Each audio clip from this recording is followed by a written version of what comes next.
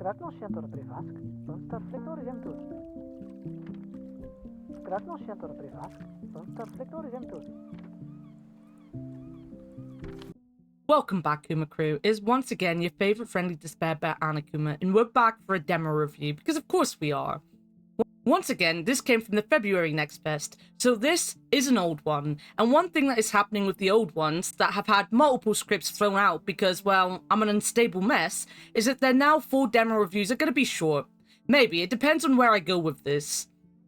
Especially as Follow the Meaning is already out, and as of the summer sale, I own it. Therefore, it will be played randomly soon enough, and needs to come out at some point.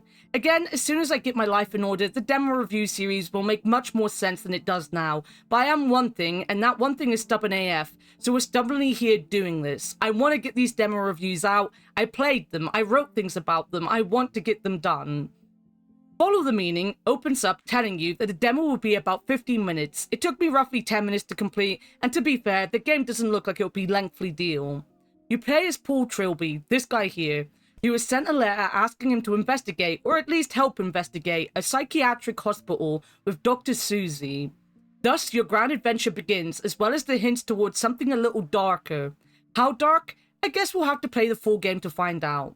Personally, I don't see the game getting super dark, but being set in a psychiatric hospital is enough to give you some thought about what is happening, and things that are said around town when you row yourself off your island doesn't fill you with great confidence that it won't be messed up.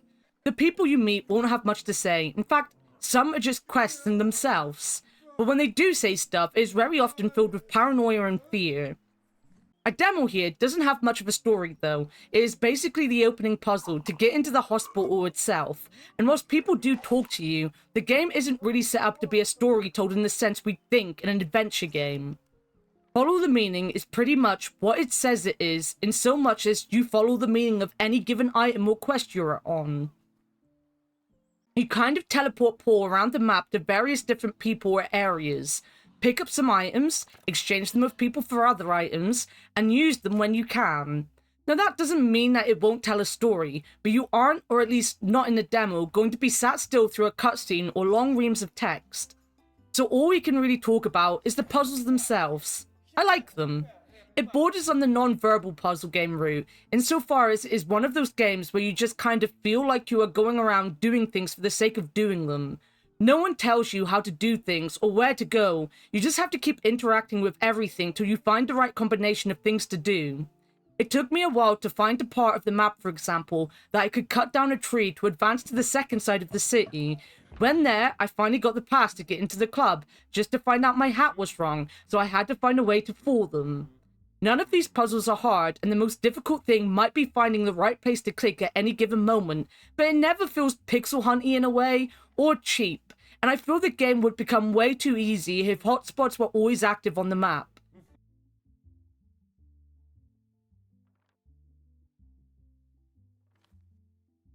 Your very limited inventory is always shown at the bottom, and to use any item, you just click on it, then click where you want it to be used. Extremely simple. Whilst a game like this might look and feel like inventory puzzles would be its main focus, and they might be, you also do get some sliding piece puzzles, which I love, and have this timing puzzle where you have to wait for this guy's line of sight to move so you can steal from him, which gives you a feeling that this game is going to be bigger and more hands-on than it looks like it is in the demo. I can hope so, as I really got taken in by this game. For me, it was the way it was presented. Follow the Meaning's simplistic and kind of washed out art style really vibed well with me. It gave this feeling of hopelessness or emptiness that I feel the game is going to hammer home. At the same time, it just kind of reminded me of Mr. Ben. Also, it has come to my attention I am way too British of a bear at times, and if you don't know Mr. Ben, it is this guy. I'm starting to think the problem is you guys being uncultured and not me being too British. I am forever telling people about the Teletubby babies though, so here, have their nightmare fuel. They have CGI Teletubby babies living with them now. I'd like to see if the game does tackle anything darker. We have this dude on a poster and it looks like we might come up against some nightmarish beings, but it doesn't feel like it's going for like the complete horror vibe, more a psychological feel to it. Which I'm for. One of my favorite horror games is Sally Face, and that does it very often through psychological stuff, more so than just jump scaring you or scaring you in general. Now, again, this game's not going to go that far. It might not go horror at all. It might just be dark.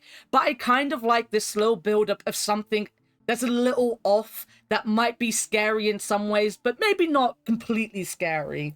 I don't know. I own the game now. I can play it and see. Gameplay was simple. The soundtrack was there, and the art style was interesting. Whilst this game doesn't look like it'll be more than maybe 2 hours of gameplay, I'll be super interested to see where those 2 hours get me. Whether I'll come out of it with the horror vibes that I feel it is trying to throw down, or if it never commits to anything more than it already does in the demo, it'll be interesting to find out. If anything, I'm very confident this game is going to be a very fun puzzle game, and as you know, I love my puzzle games.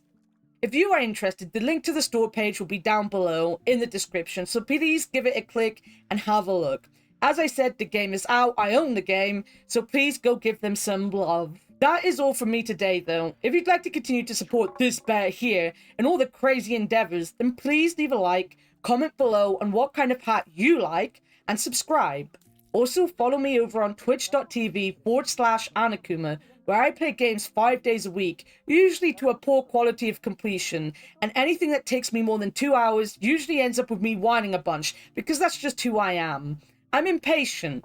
I'm not at all. I play games for so long. I sit and play them for ages. We're doing Dragon Age right now. That's like 60 hours already and we're not finished, you know? I play games, guys. Come watch me. Till next time, though, thank you as always for watching, and bye-bye.